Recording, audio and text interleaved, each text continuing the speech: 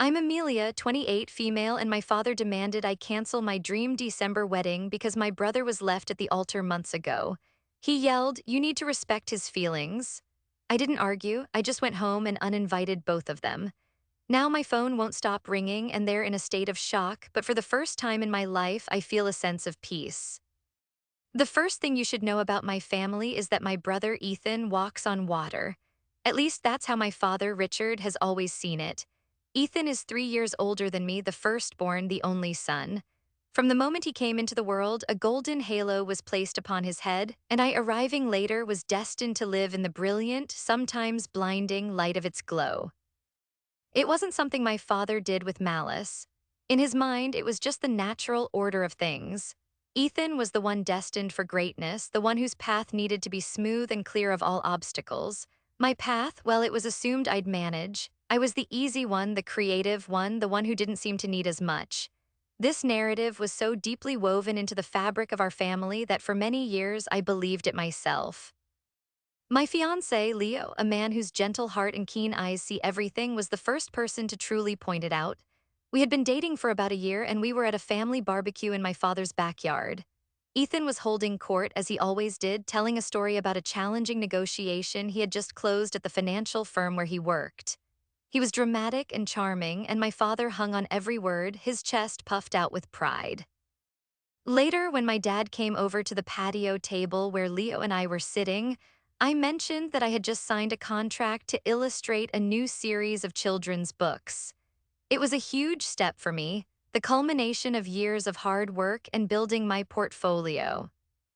My father's reaction was lukewarm at best. "Oh, that's nice, honey," he said, his eyes already scanning the yard for Ethan. "Are they paying you well for that drawing stuff? You know, Ethan just got a massive bonus. Massive, we're talking life-changing money." He then clapped Leo on the shoulder. "This son of mine, he's going to be a millionaire before he's 40, mark my words." He walked away, leaving a strange silence in his wake. I tried to smile, to pretend it didn't sting, but Leo saw it. He reached across the table and took my hand. "That wasn't okay," he said softly, his thumb rubbing gentle circles on my skin. "It's just how he is," I murmured, the familiar excuse tasting like ash in my mouth. "He's just proud of Ethan." "He should be proud of you, too," Leo insisted, his gaze unwavering.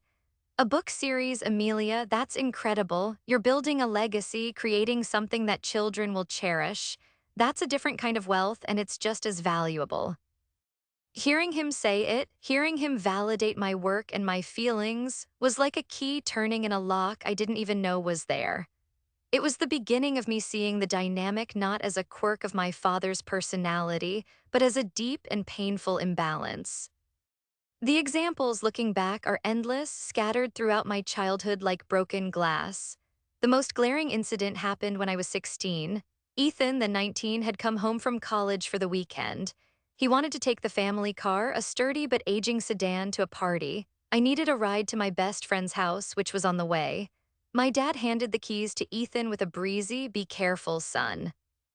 I was in the passenger seat, chattering about something, when Ethan took a corner too fast.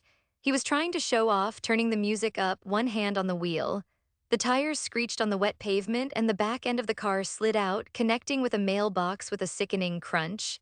The rear side panel was deeply dented, and the tail light was smashed. I was terrified, but Ethan was furious. When we got home, my father came out to inspect the damage.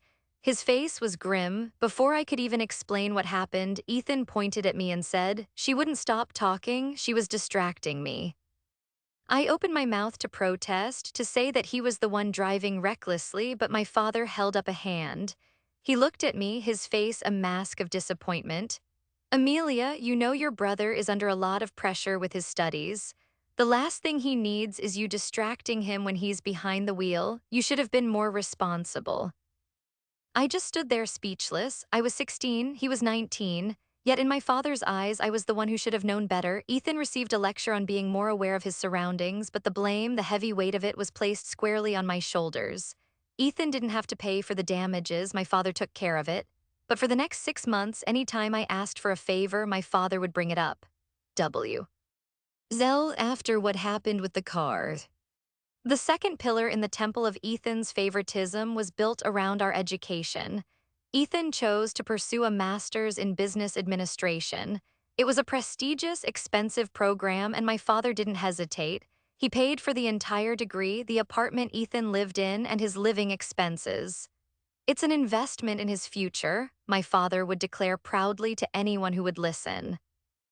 2 years later, when I was accepted into a highly regarded art school for my illustration degree, the tone was completely different. An art degree? My father had said, frowning over his reading glasses. Amelia, that's more of a hobby, isn't it? What kind of a living can you make from that? I'm not sure that's a wise investment. I had a portfolio, a scholarship offer that covered a quarter of the tuition and a clear plan. But he saw it as a flight of fancy. I ended up taking out student loans, working 2 part-time jobs, and living in a tiny apartment with 3 roommates to make it happen. My father never offered a dime. When I would come home for holidays, exhausted but creatively fulfilled, he would compare my hobby to Ethan's real career. He celebrated Ethan's starting salary but questioned my freelance rates. The message was clear: Ethan's future was a sound investment, mine was a risky gamble. So when Ethan's perfect life finally hit a snag, the entire family system went into crisis mode. Ethan had been dating a woman named Chloe for 4 years. She was as polished and ambitious as he was. They were the perfect power couple, and their wedding was planned to be the social event of the year. My father was ecstatic. He'd spent a fortune on the rehearsal dinner.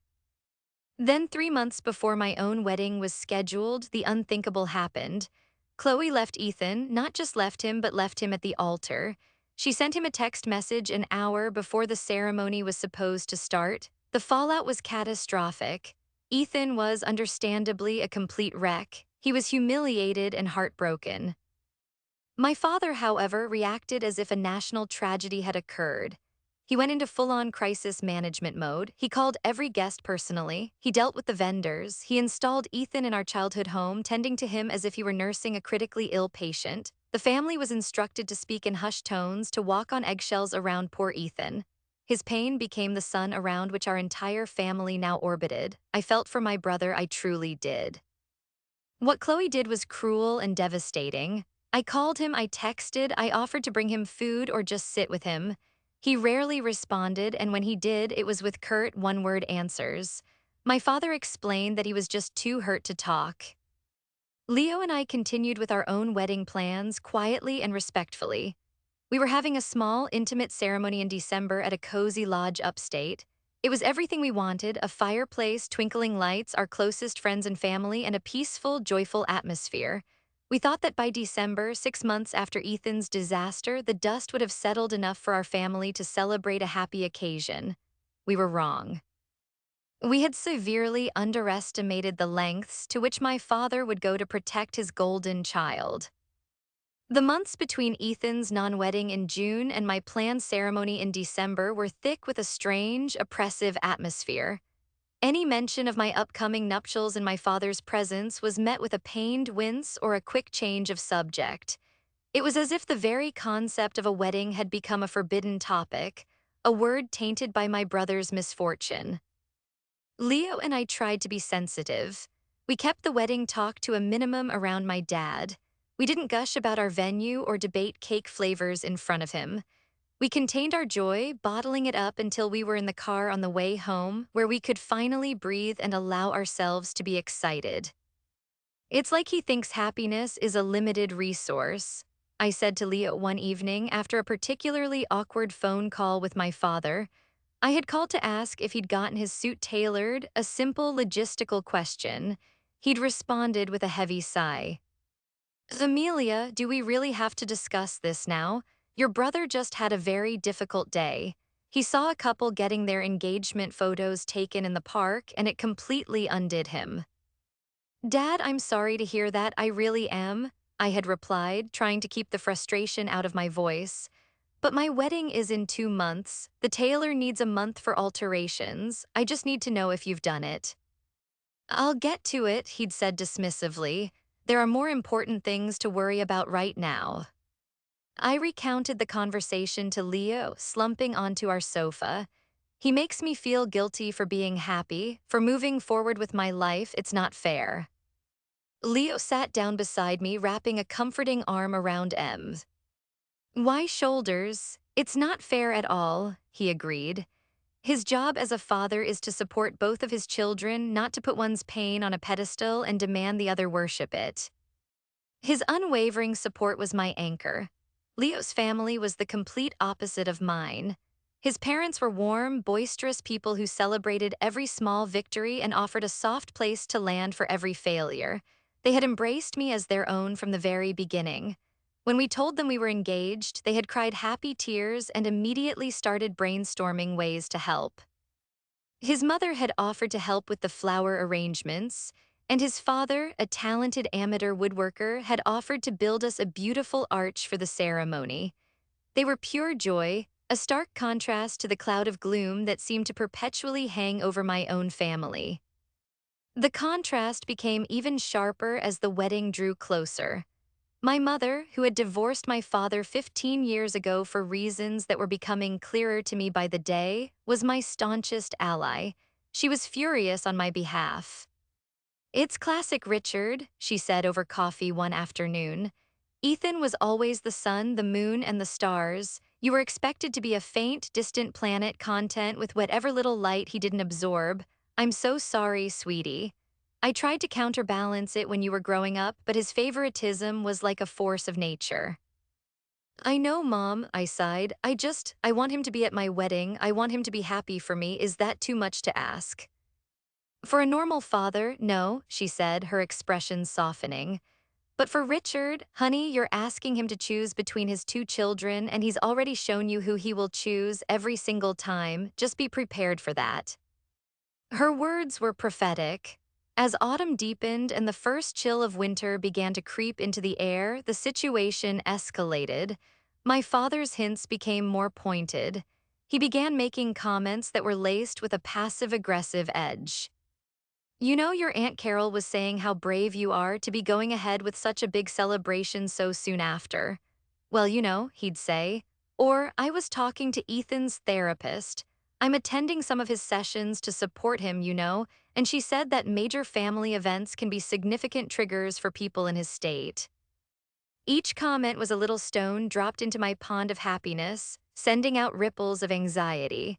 I started to dread his calls. Leo began screening them for me, often picking up the phone himself and using his calm, unshakable teacher's voice to handle my dad's emotional manipulations. The final straw, the event that led to the catastrophic dinner, was the wedding invitations. They were my own design, of course. I had spent weeks painting a delicate winter scene with two cardinals, a symbol of love and devotion perched on a snow-dusted pine branch. They were beautiful, personal, and a reflection of everything Leo and I stood for. When my father received his, he didn't call to say thank you or to comment on the artwork. He called to complain. "Amelia, I got your announcement," he began, the word invitation apparently too celebratory to utter. It's a lot, all this talk of joyful celebration and eternal love. It's like a slap in the face to your brother." I was floored. "Dad, it's a wedding invitation. What is it supposed to say?" "I don't know, a little subtlety, perhaps, a little consideration for the circumstances," he huffed. "It just feels very cheerful, aggressively so." I didn't even know how to respond to that. The idea that my happiness could be perceived as an act of aggression against my brother was so twisted, so profoundly unfair, that it left me breathless. It was after that phone call that Leo and I decided we had to face this head-on. We couldn't let it fester and poison the last few weeks leading up to our wedding. We needed to have a real conversation.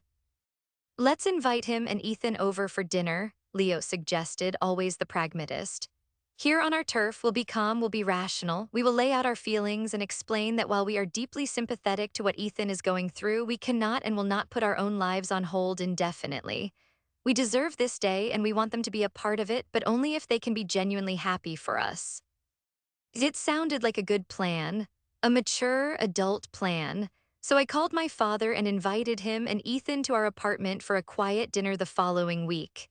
I framed it as a chance to finalize some wedding details and spend some quality time together. My father agreed, a note of suspicion in his voice. Fine, but you have to understand, Ethan is still very fragile. We can't have any big emotional scenes. Don't worry, Dad, I said, a bitter irony in my tone that he completely missed. It will be very calm.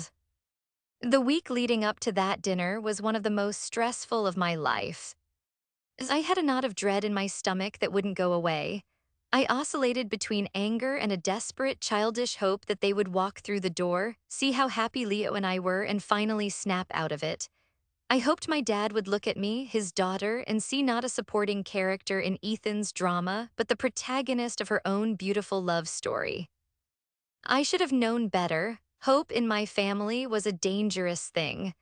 The storm that had been gathering for months was about to break, and it was going to be far more destructive than I could have ever imagined.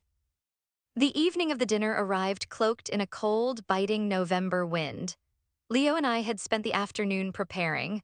We made a simple, comforting meal: roast chicken, mashed potatoes, and green beans, the kind of food that was supposed to feel like a hug.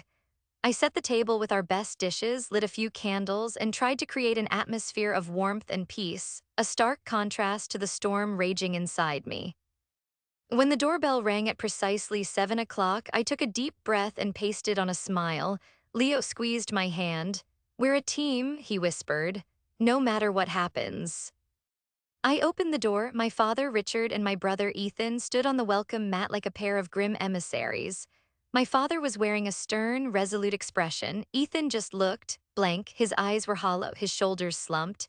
He had lost weight, and his usually impeccable suit hung off his frame. He looked less like a man grieving a broken heart and more like a ghost haunting the scene of his own life. "Come in," I said, trying to sound cheerful. "It's so good to see you both." They shuffled inside, bringing a palpable chill into the apartment with them. My father handed me a bottle of wine without a word, and Ethan just stood awkwardly in the entryway until I took his coat. The small talk over appetizers was excruciatingly stilted. Leo, ever the champion, did his best to bridge the silence. He asked my father about his golf game and complimented a tie Ethan was wearing. My father gave curt, one-sentence answers, while Ethan just shrugged, his gaze fixed on a spot on the floor. "Dinner's ready," I announced with relief, motioning them to the table. We sat down, the four of us, under the soft glow of the dining room light. For a few minutes, the only sounds were the clinking of forks against plates. I watched my father carefully cutting his chicken, his jaw set. I saw Ethan pushing his mashed potatoes around his plate, not eating a single bite. The silence was so heavy it felt like a physical weight pressing down on my chest. Finally, my father cleared his throat. He placed his knife and fork down on his plate with deliberate precision, creating a sharp clatter in the quiet room. "Amelia," he began, his voice low and serious, "we need to talk." Here it comes, I thought, the knot in my stomach tightened. "Your mother tells me you're getting agitated about this wedding," he said, framing it as my issue from the outset. "I'm not agitated, Dad," I replied, keeping my voice even. "I'm excited. I'm getting married in a month. I'm trying to finalize the last few details, and I'd love for you and Ethan to be a part of that." My father shook his head slowly, a look of profound disappointment on his face. "That's the problem. You're not seeing the bigger picture. You're so caught up in your own little world, in your flowers and your dresses, that you're failing to see the immense pain your brother is in." He gestured toward Ethan, who didn't look up. He just continued to stare at his plate, a silent, sorrowful monument to his own tragedy. "What Chloe did to him was unspeakable," my father continued, his voice trembling with manufactured emotion. "It didn't just break his heart, it broke his spirit. It broke this family's spirit. We are a family in mourning, Amelia. We are grieving." Leo shifted in his seat. "Richard," he interjected gently, "we understand that. Amelia and I both care deeply for Ethan, and we were horrified by what happened, but this is a separate event. This is our wedding."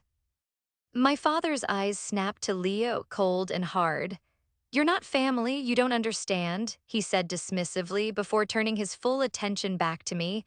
It was a classic move: isolate me, dismiss my partner, and reassert his authority. "Your wedding," he scoffed, as if the very words were an insult. How can we be expected to celebrate a wedding? To watch you walk down an aisle, to listen to vows, to dance and pretend to be happy? It would be a charade, a cruel, painful charade. Every moment would be a dagger in your brother's heart, reminding him of what he lost. I stared at him, my mind reeling. So what are you suggesting, Dad, that we have a miserable wedding, that we don't smile? He leaned forward, his eyes boring into mine, and then he said it, the words that would change everything. I'm suggesting you do the right thing, TH. A decent thing, I'm suggesting you cancel it. The air left my lungs. The room went silent save for the hum of the refrigerator. I looked at Leo, whose face was a mixture of shock and fury. I looked at Ethan, who finally lifted his head. There was no surprise in his eyes. He knew this was coming. He was a party to it. His silence was his consent. Cancel it, I whispered, the words feeling foreign on my tongue. My wedding, the wedding that is fully planned and paid for, that is happening in 4 weeks. Postpone it then, my father amended, as if that were a reasonable compromise. For a year, give Ethan time to heal, give the family time to recover. It's the only compassionate choice. You need to respect his feelings. His voice rose with that last sentence, a familiar tremor of self-righteous indignation running through it. Respect his feelings. The phrase echoed in my head, a drumbeat of a lifetime of slights and dismissals. What about my feelings, my joy, my love, my life? Did any of that matter? In that moment, something inside me shifted. The desperate hope I had clung to, the desire for my father's approval, it just evaporated. It was replaced by a strange and profound clarity. It was as if I were watching the scene from outside my own body. I saw a man demanding his daughter sacrifice her happiness for his son's comfort. I saw a son sitting by, allowing it to happen. And I saw that I had a choice. I could either play my assigned role in this drama, the one I had been playing my whole life, or I could walk off the stage. I felt a wave of calm wash over me, the knot in my stomach dissolved, the storm inside me went still. I looked my father directly in the eye. I'm not going to argue with you, I said, my voice steady and clear. It wasn't the voice he expected. He was prepared for tears, for shouting, for a fight. He was not prepared for this quiet resolve. A flicker of confusion crossed his face. Good, he said, leaning back in his chair, clearly believing he had won. I'm glad you're finally seeing reason. I do see, I said. I see everything very clearly now. I stood up from the table. Leo and I are a little tired. I think it's best if you both go home. My father and Ethan were stunned into silence. They had expected a long, drawn-out battle. They got a quiet, firm dismissal. My father opened his mouth to protest, but Leo stood up too, a silent, solid wall beside me. I think Amelia is right, Leo said, his voice dangerously calm. Dinner's over. Without another word, my father and Ethan got their coats and walked out the door, leaving their half-eaten meals on the table. As the door clicked shut behind them, I stood in the silence of my apartment, the smell of roast chicken hanging in the air like a ghost of a happy evening that never was. I didn't feel angry. I didn't even feel sad. I just felt free, and I knew exactly what I had to do next. The moment the door closed behind my father and brother, it was as if a spell had been broken. Leo turned to me, his eyes wide with a mixture of disbelief and pride. Amelia, are you okay? What you just did? That was incredible. I nodded slowly, walking over to the window and peering through the blinds. I watched them get into my father's car, two stiff silhouettes under the orange glow of the streetlight. They didn't speak. They just got in and drove away. I'm more than okay, I said, turning back to him. A small, genuine smile touched my lips for the first time that evening. I feel light. For years, I've been carrying this weight, this obligation to manage their feelings, to shrink myself so Ethan could shine brighter. And my dad just handed me a pair of scissors and told me to cut the rope, so I did. Leo crossed the room and wrapped me in a hug. I leaned into him, breathing in his familiar, comforting scent. I'm so proud of you, he murmured into my hair. So what's the plan? What happens now? Now, I said, pulling back to look him in the eyes, we get married, exactly as we planned, but we're making one small change to the guest list. We didn't talk about it much more that night. We simply cleared the table, packing away the food they had barely touched. The act felt symbolic, like we were clearing away the remnants of a life I was no longer willing to lead. We washed the dishes together, the familiar domestic routine a soothing balm after the tension of the dinner. We went to bed and I fell into the deepest, most peaceful sleep I'd had in months. I woke up the next morning feeling a sense of purpose I hadn't felt before. The sun was streaming through our bedroom window and the world felt new. While Leo made coffee, I sat down at my laptop. My hands didn't tremble. My heart didn't pound with anxiety. I just felt a quiet, steely resolve. I opened a new email. I typed in my father's email address and then my brother's. For the subject line, I wrote something simple and direct regarding the wedding. Then I began to write. I didn't write with anger or bitterness. I wrote with the same calm clarity I had felt the night before. Dear Dad and Ethan, thank you for coming to dinner last night. It was very illuminating. It has given me a lot to think about regarding my wedding and what is best for everyone involved. Dad, you said that it is my responsibility to respect Ethan's feelings. You said that celebrating our marriage would be a cruel, painful charade for you both and a dagger in Ethan's heart. I have taken those words very seriously. My wedding day is supposed to be the happiest day of my life. It is a day for me and Leo to celebrate our love and our future, surrounded by people who love and support us unconditionally. It should not be a day of mourning or a source of pain for our guests. You have made it abundantly clear that you cannot be happy for us at this time. Your presence at our wedding would, by your own admission, be a painful obligation. Leo and I would never want to inflict that upon you. We would never want our joy to be the source of your misery. Therefore, out of the deepest respect for your feelings, we have made the decision to rescind your invitations to the wedding. This way, you will not be forced to endure the charade, and Ethan's heart will be spared any further daggers. We will be proceeding with the ceremony as planned on December 18th. We hope that this decision brings you both some peace.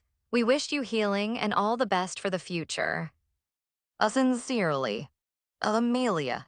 I read it over 3 times. It was perfect. It was polite, it used their own logic against them, and it left absolutely no room for argument. I took a deep breath and clicked send. For the rest of the day, there was silence. My phone, which had been buzzing with my father's passive-aggressive texts for weeks, was quiet. It was an eerie, unsettling peace. It's the calm before the storm, Leo said as we ate lunch. They're probably in a state of shock. They need to coordinate their response. He was right. The storm broke at 6:15 p.m. My phone rang. It was my father. I looked at the screen, then at Leo. He nodded. I let it go to voicemail. A minute later, it rang again and again. He called 5 times in a row. Then the text started. Dad, you need to call me right now. Dad, what is the meaning of that email? Is this some kind of sick joke? Dad, Amelia, I am your father. You do not uninvite your fathers. Dad, you have completely misunderstood everything I said. You are twisting my words to be cruel. Then Ethan's number flashed on the screen. It was the first time he had initiated contact with me in months. I ignored his call as well. A text from him followed. Ethan, this is low even for you. That one stung, but only for a moment. Even for me, what had I ever done but try to be a good sister and a good daughter? His victimhood had become so ingrained that he saw my act of self-preservation as a personal attack. The dam had broken. For the next 48 hours, my phone was a constant barrage of notifications. They called from their cell phones. They called from my father's landline. They left rambling, furious voicemails. My father's messages were a masterclass in emotional manipulation. He swung wildly from rage to guilt to feigned concern. How could you do this to your family, Amelia? After everything I've done for you, one voicemail thundered. Your brother is crying his eyes out. He can't believe his own sister would be so heartless. Is this what you wanted, to hurt him even more? Another one pleaded. I'm worried about you, Amelia. This isn't like you. That boy, Leo, is he putting these ideas in your head? You've never been this cold. A third one wheezed, attempting to sound like a concerned parent. Ethan's messages were shorter, more direct, and somehow more wounding. They were filled with a lifetime of resentment. "You've always been jealous of me," one text read. "And now you're using my worst moment to kick me while I'm down. Congratulations." I didn't listen to all the voicemails. I didn't read all the texts. I just let them accumulate, a digital monument to their entitlement. I put my phone on silent and placed it face down on the counter. Every time I saw it light up, I felt a strange sense of detachment. This was their storm, their chaos. For the first time, I was refusing to stand in the rain. My apartment, my life with Leo, was the shelter I had built for myself, and I wasn't letting them blow it down. The barrage from my father and brother was only the first wave. The second, more insidious wave began a few days later when it became clear that their direct assault wasn't working. I wasn't responding, I wasn't engaging, and I certainly wasn't backing down, so they changed tactics. They decided to mobilize the troops. The first call came from my Aunt Carol, my father's younger sister. Carol is a sweet woman, but easily flustered and fiercely loyal to my dad. "Oh, they?" "Melia, honey, it's your Aunt Carol," she began, her voice fraught with worry. "Your father called me. He's just beside himself. He told me what happened about the email. I think there must be some terrible misunderstanding." "There's no misunderstanding, Aunt Carol," I said calmly. "Dad told me that my wedding would be too painful for him and Ethan to attend. I simply took him at his word and relieved them of the obligation." I used the exact language I had in my email, giving her no emotional ammunition to work with. But he's your father and Ethan is your brother," she sputtered. "You can't just cut them out of your wedding. It's not right. Family is family no matter what." "Family should also be happy for each other," I replied gently. "They made it clear they can't be. This decision protects them as much as it protects me and Leo." Our conversation went in circles for another 10 minutes before she finally gave up, sighing that she was just so worried about the state of this family. That was just the beginning. Over the next week, I received calls or concerned texts from two of my uncles and a handful of cousins. The story my father was telling them was a carefully crafted piece of fiction. In his version, I was a cold, cruel daughter manipulated by my new fiancé, who had twisted a moment of fatherly concern into an excuse to maliciously banish my grieving family from the most important day of my life. He painted himself as the bewildered victim and Ethan as the noble, suffering martyr. Some of them bought it hook, line, and sinker. My Uncle Robert, a man who mirrored my father's patriarchal views, left me a stern voicemail about showing respect for my elders and not letting a man come between me and my blood. I deleted it without a second thought. But something wonderful and unexpected happened as well. The lines that were being drawn in the sand didn't all fall in my father's favor. The other side of my family, my mother's side, began to rally. My mother, of course, was my fiercest defender. When my father dared to call her to try and get her to talk some sense into me, she shut him down immediately. "Richard, don't you dare," she told me she'd said, her voice sharp as steel. "You have spent 30 years treating that boy like a prince and Amelia like his lady-in-waiting. You demanded she set her happiness on fire to keep Ethan warm, and you are shocked that she finally dropped the match? This is the bed you made. Don't call me again to complain about the lumps." Her retelling of the conversation made me laugh until I cried. It was the validation I never knew I desperately needed. My maternal grandparents called not to question me but to support me. "We're so proud of you for standing up for yourself, dear," my grandmother said. "Your wedding should be a happy day. We'll be there with bells on." My cousins on my mom's side sent me texts of support, one of which read, "Uncle Richard is nuts. We all saw how he treated you growing up. Good for you." The most surprising support came from a place I never expected. Ethan's ex-fiancée, Chloe, the woman who had left him at the altar, reached out to me. She found me on social media and sent me a long, carefully worded message. "Hi, Amelia. I know this is incredibly random and you have every reason to hate me and delete this without reading. But a mutual friend told me about what's going on with your wedding and I felt like I had to reach out. I'm not writing to defend what I did. Leaving Ethan the way I did was cowardly and cruel, and I will regret the hurt I caused him for the rest of my life. There is no excuse for that. But I do want to offer some context. For 4 years, I was part of your family. For 4 years, I watched your father and Ethan operate. Your brother is not just a man with a broken heart, he is a man who has never been told no in his life. He and your father have this bubble of entitlement around them. Any problem Ethan has is the world's problem. Any of his feelings are paramount. My feelings, my career, my needs, they were always secondary. The pressure to conform, to make my life fit into the grand plan for Ethan, was suffocating. I left because I realized that marrying him meant marrying that entire dynamic. It meant accepting that I would always come second. I saw what they did to you, how they dismissed your incredible talent and your career. I saw it and I knew I didn't want to become you. That sounds awful and I am so sorry. What I mean is I didn't have your strength to endure it.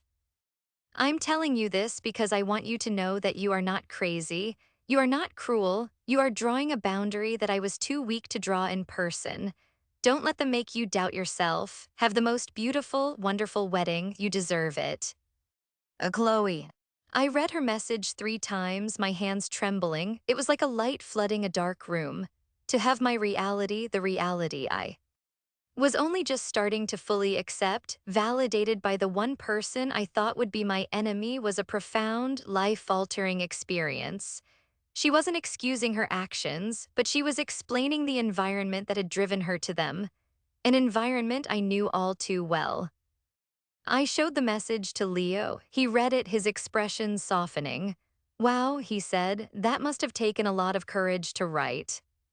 "It's everything," I whispered. All this time, I thought I was the only one who saw it. I thought I was being overly sensitive. "You were never being sensitive," Leo said, pulling me into a hug. "You were being observant." With Chloe's message saved on my phone and the unwavering support of Leo and my mother's family, I felt a new surge of strength. The angry texts and pleading voicemails from my father's side of the family began to lose their power. They were just noise from a world I no longer inhabited. The lines had been drawn, and for the first time I was standing on the side of my own well-being, and I was not alone. The guest list for the wedding was now smaller, but the love that would be in that room felt infinitely bigger. We were a week away from the wedding, and I knew a final confrontation was inevitable. My father was not a man who accepted defeat. He would need to have the last word. I didn't know when or where it would happen, but I knew it was coming. And for the first time in my life, I wasn't afraid, I was ready. The confrontation came 2 days before the wedding. It wasn't a planned meeting, it was an ambush. Leo and I were coming out of the bakery after picking up our wedding cake. It was a beautiful, simple two-tiered cake with white buttercream frosting, which we were going to decorate with fresh winterberries and sprigs of pine. I was holding the heavy box carefully, a huge smile on my face. The reality of the wedding was finally setting in, eclipsing all the family drama. In just 48 hours, I would be marrying the love of my life. As we reached our car, a familiar vehicle pulled up and parked haphazardly behind us, blocking us in. My father got out of the driver's side. He looked tired, angry, and defeated all at once. His hair was unkempt, and his face was etched with deep lines of stress. "We need to talk," he said, his voice raspy. He didn't look at Leo. His eyes were fixed on me. "We've said everything that needs to be said, Dad," I replied, my voice steady. Leo put a protective hand on the small of my back. "No, I need to talk, and you are going to listen," he demanded, taking a step closer. "I am your father, you owe me that much." I looked at Leo, who gave me a subtle nod as if to say, "I'm here, you can handle this." I sighed and carefully placed the cake box in the back seat of our car. "Fine," I said, turning back to face him. "You have 5 minutes." His face contorted in anger at my tone, but he seemed to realize this was his last and only shot. "I don't know who you've become, Amelia," he started, launching directly into his well-rehearsed speech. "This cold, vindictive person, to use your brother's pain, the worst moment of his entire life, as an excuse to punish us, to humiliate your family. Do you have any idea how this looks? Everyone is talking about it. You've made us a laughingstock." "The only person who has humiliated you is you, Dad," I said, my voice quiet but firm. I didn't make you demand I cancel my wedding. I didn't make you say my happiness was a dagger to my brother. I simply listened to what you said and gave you what you asked for distance. I was speaking from a place of pain, he exclaimed, throwing his hands up in the air. As a father trying to protect his devastated son, a normal daughter would have understood that. A normal daughter would have had some compassion. And that's when the dam inside me, the one that had been holding back 30 years of carefully managed feelings, finally broke. But it wasn't a flood of anger or tears. It was a torrent of calm, cold, hard truths. Compassion? I asked, my voice dangerously soft. Let's talk about compassion, Dad. Where was your compassion when I was 16 and you blamed me for Ethan crashing the car? I was a kid. He was an adult, but it was my fault because nothing could ever be Ethan's fault. He blinked, taken aback. That was years ago. What does that have to do with anything? It has everything to do with everything, I continued, taking a step forward. Where was your compassion when you paid for every penny of Ethan's expensive master's degree, calling it a sound investment? But when I wanted to go to art school, you called my dream a hobby and told me I was on my own? I worked 2 jobs and buried myself in debt to build this career you still dismiss as drawing stuff, while you praise his every promotion. My father's face was turning pale. He was not prepared for this. He was used to me being silent, to me absorbing the blows. Where was your compassion on every single birthday, every holiday, every family dinner where the only topic of conversation was Ethan? His successes, his plans, his life. I could have announced that I had cured a disease, and you would have interrupted me to say that Ethan had just gotten a great deal on a new set of golf clubs. Tears were starting to well in my eyes, but they weren't tears of sadness. They were tears of righteous anger, of a truth finally being spoken aloud. You didn't just favor him, Dad. You made his life the only one that mattered. You taught me from the day I was born that my role was to be his cheerleader, his support system, his quiet, unassuming sister who never rocked the boat. You saw him as the sun and me as a shadow, and a shadow isn't supposed to have its own light. It isn't supposed to have its own day to shine. I was trembling now, but I couldn't stop. This right here, this isn't about Ethan's broken heart. Not really. This is about you losing control. This is about your shadow stepping out into the sun and you don't know what to do because you've never had to squint before. I am getting married to a wonderful man who sees me as the entire sky, and my wedding day will be filled with light. Your demand that I cancel it wasn't about protecting Ethan. It was about ordering me back into the shade. I paused, taking a ragged breath. Leo's hand was a warm, steady pressure on my back. So no, I finished, my voice dropping back to a quiet resolve. I don't owe you my compassion, I don't owe you my guilt, and I don't owe you a seat at my wedding. I respected your feelings just like you asked me to, and I uninvited the 2 people who believe my joy is a personal insult. My only regret is that it took me 28 years to learn how to do it. My father just stared at me, his mouth slightly agape. All the fight, all the bluster had drained out of him. He looked old and small. He had no response. There was nothing he could say because, for the first time, he was being confronted with the undeniable, unvarnished truth of his own behavior. He opened his mouth, then closed it again. He shook his head, not in denial, but in defeat. He turned without another word, got back in his car, and drove away. As his car disappeared down the street, I finally let out the breath I was holding. The tears came then, but Leo was there to hold me. They weren't tears of hurt, but of release. It was the end. The final battle had been fought, not with shouting, but with truth, and I had won.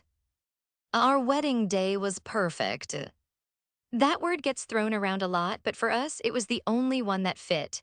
The air was cold and crisp, but the sky was a brilliant, cloudless blue. The sun streamed through the large windows of the rustic lodge, illuminating the dust motes dancing in the air and casting a warm, golden glow over everything. A fire crackled in the massive stone hearth, its warmth reaching out to the 50 guests who had gathered to celebrate with us. 50 guests, not the 100 we had originally planned for. The empty chairs where my father, brother, and a handful of their loyalists would have sat were not a sad reminder of who was missing. Instead, they were a silent testament to the peace we had fought for. Every single person in that room was there because they loved us, because they were genuinely, unequivocally happy for us. There were no masks, no pretenses, no one feigning joy while secretly seething with resentment. The love was palpable. It was in the air we breathed. As I stood in the small bridal suite getting ready with my mom and my best friends, a profound sense of calm settled over me. There was no knot of anxiety in my stomach. There was no dread of facing a disapproving glare. There was only a quiet, bubbling excitement. My mother helped me with the final buttons on my dress. She looked at me in the mirror, her eyes glistening with tears. "You are radiant, Amelia," she whispered. "Absolutely radiant. I have never seen you look so happy and so free." "I am," I said, meeting her gaze in the reflection. "I really am." Leo's parents hugged me so tightly I thought my ribs would crack. "Welcome to the family officially," his dad said with a wink. "We're thrilled to have you." The ceremony was everything I had ever dreamed of. The arch that Leo's father had built for us stood before the fireplace, adorned with the pine boughs and winter berries we had chosen. I walked down the aisle on the arm of my grandfather, my mother's father, a man who had always looked at me with pride. When I saw Leo waiting for me, his face lit up with a smile so full of love and adoration it took my breath away. In his eyes, I saw my past, my present, and all of our beautiful, shared futures. He saw me, all of me. We read the vows we had written for each other. My voice didn't shake. I spoke of his kindness, his unwavering support, and how he had taught me that love shouldn't require you to shrink, okay, but should inspire you to grow. When he said his vows, he spoke of my strength, my creativity, and the light I brought into his life. There wasn't a dry eye in the house. The reception was a blur of laughter, dancing, and heartfelt toasts. My maid of honor spoke of our lifelong friendship. Leo's best man told hilarious stories from their college days. My mother gave a speech that was both beautiful and poignant, speaking of new beginnings and the joy of seeing her daughter so completely happy. At one point in the evening, I was standing by the fire, just taking it all in. Leo came up behind me and wrapped his arms around my waist. "How are you doing, Mrs. Miller?" he whispered in my ear.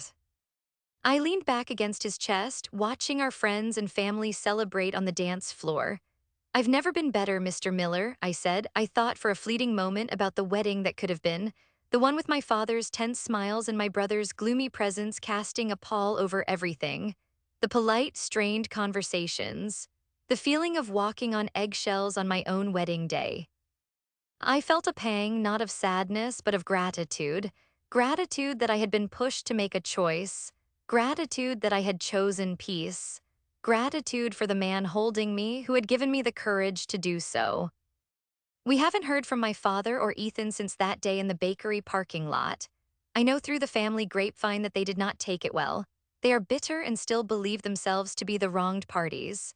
Maybe one day, years from now, my father will understand the profound disservice he did to both of his children, stunting one with neglect and crippling the other with privilege. Maybe Ethan will one day realize that the world does not, in fact, revolve around him. But I'm no longer waiting for that day. I'm no longer putting my life on hold, waiting for them to change. I've built my own family now, founded on mutual respect, unconditional love, and the beautiful, brilliant light of a happiness I never have to apologize for. My relationship with them isn't over, but it will never be the same. It will be on my terms, with boundaries as strong and clear as that perfect blue sky on my wedding day. So, to anyone out there who has ever been made to feel like a shadow in someone else's story, I want to say this: you are not. You are the protagonist of your own life. You deserve your own light, your own joy, and your own happily ever after. Don't ever let anyone convince you otherwise.